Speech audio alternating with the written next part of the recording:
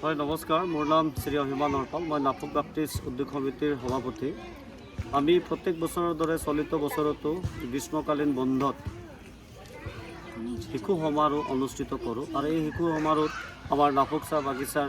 বিভিন্ন প্ৰান্তৰ বিভিন্ন জাতি জনজাতিৰ ছাত্ৰ ছাত্ৰীক লৈ আমি 6 দিনত এক সমাৰোহ অনুষ্ঠিত কৰোঁ আৰু এই অনুষ্ঠিত কৰা সমাৰোহৰ আজি শেষৰ দিন আৰু এই শেষৰ দিনত আজি এটা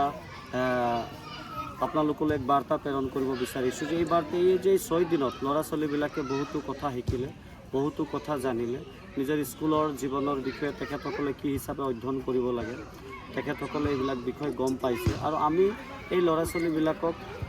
যি ধৰণে পালোঁ 6টা দিনত আমি এক আহাৰ আমি দিওঁ দুপৰীয়া আৰু এই আহাৰ গ্ৰহণ কৰি তেখেতসকলে যায় আৰু সঁচাই বহু বছৰ ধৰি এই কাৰ্যসূচী আমি অনুষ্ঠিত কৰিছোঁ যদিও চলিত বৰ্ষত এই কাৰ্যসূচীত যথেষ্ট সংখ্যক সাফল্য হৈছোঁ বুলি ভাবোঁ আৰু এই সকলোবোৰ আমি কৃতজ্ঞ আমাৰ স্বয়ং প্ৰভু যীশু খ্ৰীষ্টক আমি জনাওঁ। সকলোকে নমস্কাৰ।